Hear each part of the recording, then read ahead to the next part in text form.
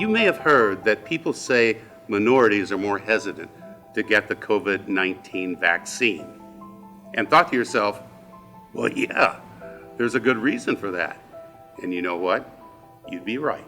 My mother lived in an era where most people have heard about the Tuskegee experiment. So there's a lot of hesitancy in the African American community about a generation ahead of me. It's important for you to hear from VA clinicians of different ethnicities and professions. Yes, I strongly recommend, the patients to take the vaccine first, because we have a privileged population of patients that have served this country, and they deserve, to be served back. There's a famous quote, "When America catches a cold, Black America catches the flu." What we do know right now is that minority communities have very high rates of infection, and that's increasing our rates of hospitalization and death. At least for the Navajo Nation, we've lost so many. So one of the things I want to say, which is geared towards,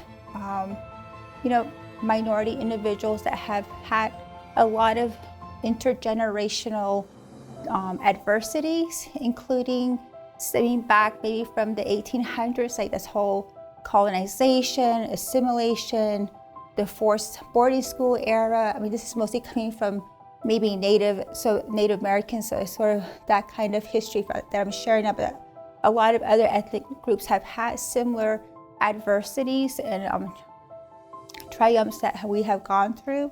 So the reason why I think this would be really necessary for us to have, this vaccine, even though we may have some hesitancy, is that we've changed. With the Asian Pacific, most of the time in a household, mother, grandparents, parents, and then the kids, and then grandkids, they live together. And this elderly, they have lower resistance. Even just a small dose of the virus, they can get really very sick.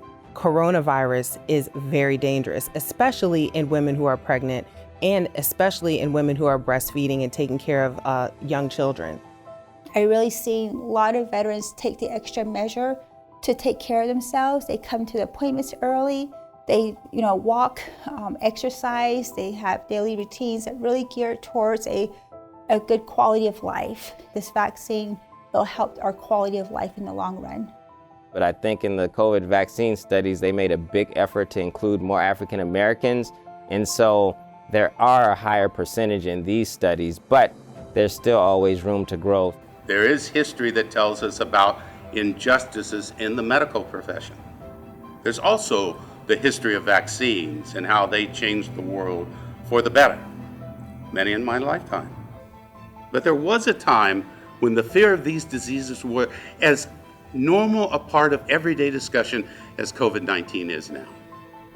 It's important to take a step back and realize that we are part of another historic moment, one that we have the ability to impact. And in fact, as veterans, this is nothing new to us. We know all about stepping up for the greater good. I ask you at this time to step up once more for yourself, your family, your neighbors, your country, and literally the world.